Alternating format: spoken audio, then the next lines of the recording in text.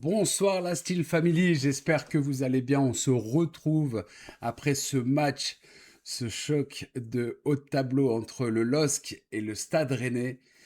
Quel cauchemar! Quel début d'année 2026.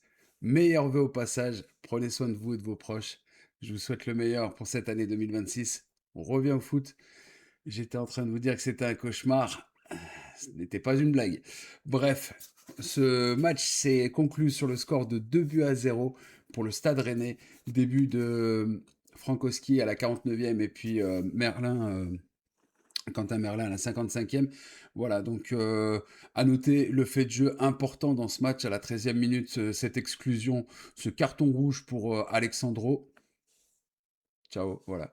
Un peu coutumier du fait du côté lillois ces derniers matchs.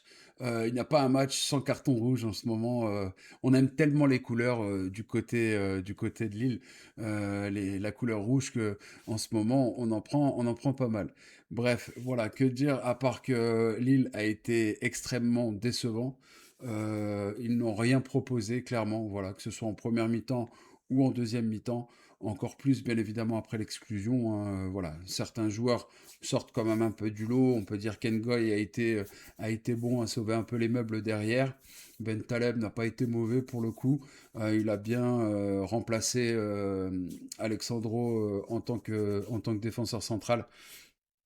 Par contre, le capitaine a été bon, comme toujours. Voilà, après Benjamin André, c'est difficile de lui tirer dessus.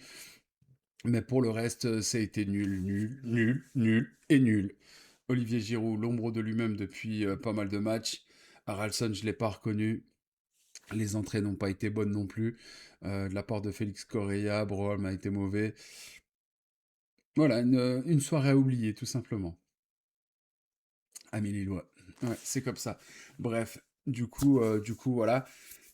On espère quand même un meilleur résultat des Lillois de la semaine prochaine, le week-end prochain, donc pour ce 16e de finale, dimanche prochain, donc à 21 h contre l'Olympique lyonnais.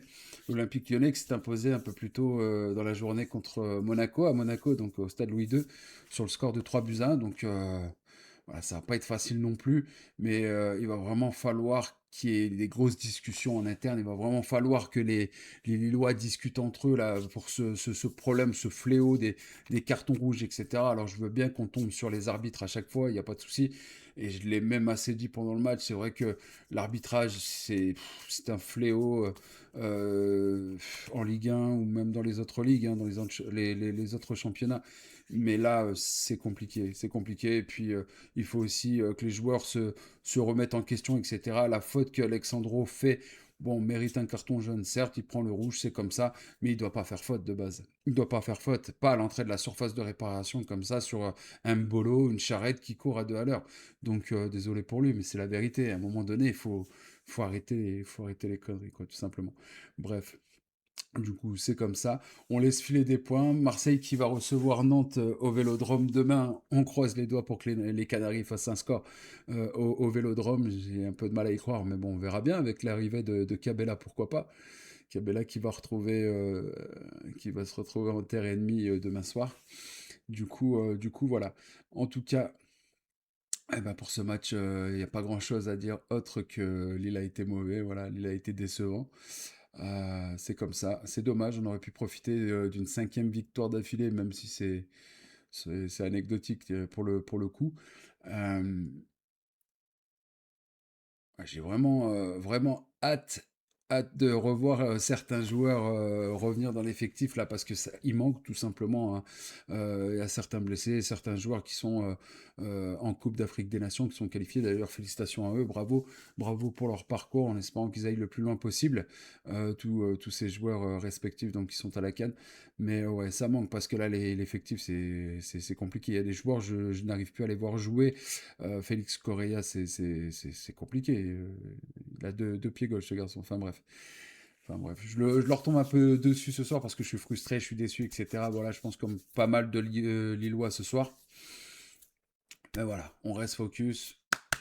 Lillois avant tout, fier d'être Lillois. Et puis voilà. Pour ma part, je vous donne rendez-vous donc dimanche prochain. Cette semaine, je serai absent, je serai en déplacement. Donc dimanche prochain, soyez au rendez-vous à 20h15 Donc pour ce match, prise d'antenne 20h15, pour ce match de 16e de finale de Coupe de France entre le LOSC et l'Olympique Lyonnais, donc c'est ce que je disais un peu plus tôt. Et ensuite, il y aura ce déplacement au PSG, donc au Parc des Princes, le match tant attendu du mois de janvier entre le Paris Saint-Germain et le LOSC. Donc voilà, samedi, le samedi d'après, voilà, ou le vendredi. Donc de toute manière, je vous confirmerai tout ça.